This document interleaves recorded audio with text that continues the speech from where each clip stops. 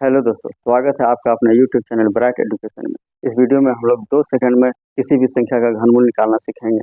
यहाँ आप देख रहे हैं कि बड़ी-बड़ी संख्याएं पहले से हमने लिख दी है। इन संख्याओं का घनमूल हमें मालूम नहीं, तो इन संख्याओं का घनमूल सिर्फ 2 सेकंड में शॉर्ट ट्रिक से निकालेंगे। तो इन संख्याओं का घनमूल निकालने के लिए सबसे पहले हमें 1 से 10 तक की संख्याओं का घन और घनमूल याद होना चाहिए। देखिए, एक बार फिर रिवीजन के लिए लिख लेते हैं। हमें पता है इन संख्याओं से आप पूर्व में परिचित हैं, फिर भी एक बार लिख ले रहे हैं। 1 का क्यूब 1, 2 का क्यूब 8, 3 का क्यूब 27, 4 का क्यूब 64, 5 का क्यूब 125, 6 का क्यूब 216, 7 का क्यूब 343, 8 का क्यूब 512, 9 का क्यूब 729 और 10 का क्यूब 1000 होता है। ये आप जान रहे हैं, यदि नहीं जान रहे तो थोड़ा सा देखने से पता चल जाता है।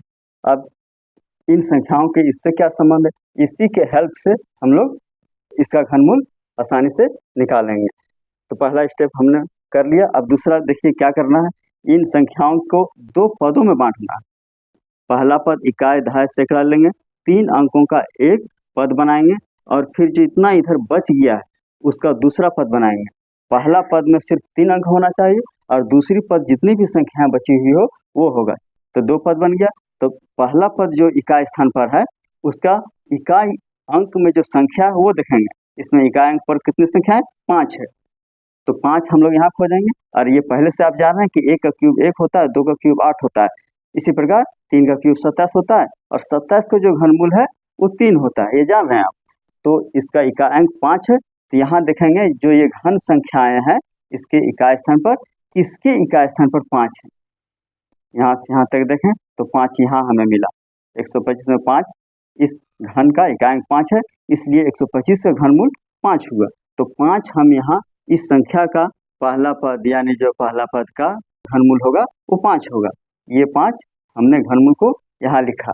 अब दूसरी पद जो 857 है, अब हम यहाँ खोजेंगे कि किसके बीच में 857 है। 729 और 1000 के बीच में 857 है।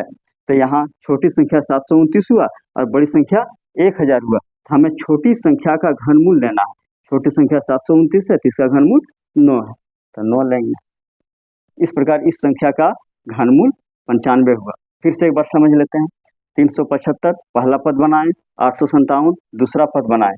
पहला पद में 3 संख्या ही होना चाहिए और दूसरा पद में जितना बच गया सभी हो सकती है। तो इसका इकाई अंक फिर देखेंगे और यहाँ जो इकाई अंक इस घन का है इकाई अंक, उसमें देखेंगे कहाँ है। तो यहाँ है 5। तो इसका जो घनमूल होगा 5, उसको इस संख्या के इकाई अंक के संख्या बनाएंगे। अब 857 बच गया है। 857 किसके बीच में है वो देखेंगे। तो यहाँ है 729 और 1000 के बीच में। तो इस जो छोटी संख्या है उसका घनमूल हम लोग लेंगे 9 है, 9 लिख दिए। अब इसी प्रकार इस संख्या पर आते हैं। 3 अंक का एक पद बनाएं और बच गया इधर 2 अंक का एक पद। तो 125 का इकाई अंक 5 है। तो 5 यहाँ कहाँ है ये देखेंगे। 5 यहाँ है, इसका घनमूल कितना है? 5 है। इस संख्या का घनमूल 5 होगा। अब 91 देखिए, 91 किसके बीच में है ये देखेंगे। 91 जो है 64 और 125 के बीच में है। तो छोटी संख्या 64 हुई और बड़ी संख्या 125 हुई। तो छोटी संख्या का घनमूल हम लिखेंगे। छोटी संख्या का यानी 64 का घनमूल 4 हुआ, तो 4 लिखेंगे। इस प्रकार इस संख्या का घनमूल इतना हुआ। अब 3 नंबर का है 768 पहला पद बना और इधर 32 दूसरा पद बना। पहला पद में 3 अंक होना चाहिए, बाकी जितना बच गया दूसरी पद में होगा। तो 768 का इकाई अंक क्या है? 8 है। तो अब हम यहाँ देखेंगे 8 कहाँ है। 8 यहाँ है, एक्यूरेट देखेंगे 8 कहाँ, 8 यहाँ है। तो 8 का घनमूल 2 है। तो 2 को ही इस संख्या का घनमूल बनाएंगे। 2 बना दिए। अब बच गया 32। 32 अब किसके बीच में, इस घन संख्या जो है किसके बीच में है वो देखेंगे। 32 हमें मिल रहा है 27 और 64 के बीच में। तो जो छोटी संख्या है 27, इसका घनमूल लेंगे 3। इस संख्या को देखिए 787 है एक पद और दूसरा पद इधर रह गया 571। तो 787 का इकाई अंक क्या है? 7 है। अब हम खोजेंगे 7 कहाँ है, 7 यहाँ, इसका घनमूल कितना है, 3 है, 3 लिख दिए। अब यहाँ देखेंगे 571 है, तो इन संख्याओं के बीच अब आप देखेंगे कि 571 कहाँ हो सकती है। 512 और 729 के बीच में 571 है, तो जो छोटी संख्या उसका घनमूल लेंगे। छोटी संख्या 512, इसका घनमूल 8, तो 8 लेंगे, हो गया एक। अब देखिए बड़ी संख्या मिल गई है, इन बड़ी संख्याओं को फिर 2 भाग में बांटें। 544 एक पद बन गया और दूसरा पद बन गया 1481। 544 का जो इकाई अंक है वो 4 है। अब 4 खोजेंगे कहाँ, 4 यहाँ और कहीं नहीं मिलेगा आपको, 4 यहाँ, इसका घनमूल 4 लिख दिए। अब 1481 खोजेंगे, 1481 यहाँ हम खोज रहे हैं तो कहीं मिल नहीं रहा है, क्यों, क्योंकि ये बड़ी संख्या है तो हमें बाद में मिलेगी, इसलिए हम थोड़ा सा और बढ़ जाते हैं। 11 का क्यूब 1331 और 12 का क्यूब 1728 होता है, ये हम लोग जान रहे हैं। तो अब खोजेंगे कि 1481 किसके बीच में, इसके बीच में है, 1331 और 1728 के बीच में है, तो छोटी संख्या कौन हुआ यहाँ दोनों में से, 1331, तो 1331 का घनमूल हम लिख देंगे 11। इस प्रकार ये संख्या का निकल गया। आइए प्रैक्टिस के लिए कुछ और सवाल देखते हैं।